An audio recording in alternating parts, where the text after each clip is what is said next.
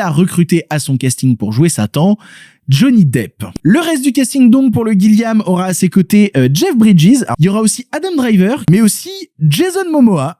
Parce que pourquoi pas. Vraiment, les 4 têtes d'affiche sont complètement folles. Il a déjà annoncé que Jeff Bridges allait jouer Dieu. Non mais ça, c'était l'évidence même. Mais Gilliam a tout de même précisé en interview avec Première que maintenant, il nous faut une femme pour compléter tout ça.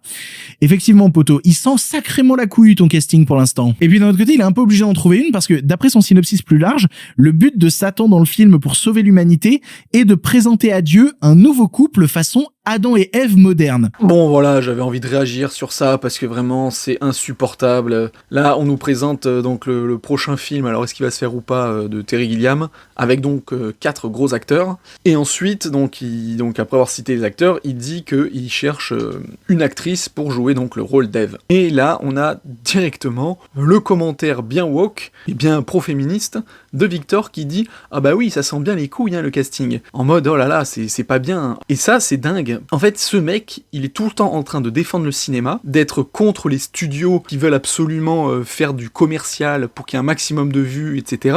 Sauf qu'en fait, il est dans un paradoxe. C'est-à-dire qu'il défend toujours les auteurs, la vision d'auteur, et contre ce système un peu qui aseptise tout. Mais sauf qu'en fait, qui c'est qui veut qu'il y ait des quotas à tout prix? Toute l'idéologie wokisme, qui est l'idéologie féminisme, c'est les studios qui font en fonction de coller aux réseaux sociaux, etc. la mouvance. Donc en fait, il va dans leur sens quand il dit ça. C'est insupportable, juste parce qu'on annonce 4 acteurs dans une tête d'affiche, on nous dit « Oh là là, ça sent la couille ».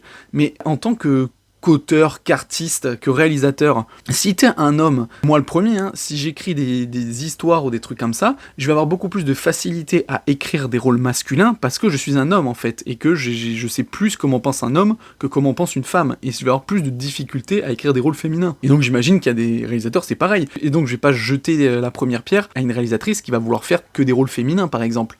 Parce que peut-être qu'elle arrive plus à écrire des rôles féminins. Et donc voilà, lui qui est vraiment dans un optique de l'artiste et tout machin, si lui dans son histoire, il n'y a que 4 mecs, c'est quoi le putain de problème? Combien il y a eu de bons films, pas à l'époque, où ça se passait que avec des mecs? Et inversement, il y a des films où il y a au casting que des actrices, et les films ne sont pas mauvais, ça reste des bons films aussi. Donc en fait, il va à l'encontre de ceux qu'il défend d'habitude, à savoir la vision de l'auteur, laisser justement parler la créativité d'une personne, plutôt que d'écouter des trucs comme ça, tout fait là, avec les studios qui disent « Ah bah tiens, il faut suivre la mouvance générale ».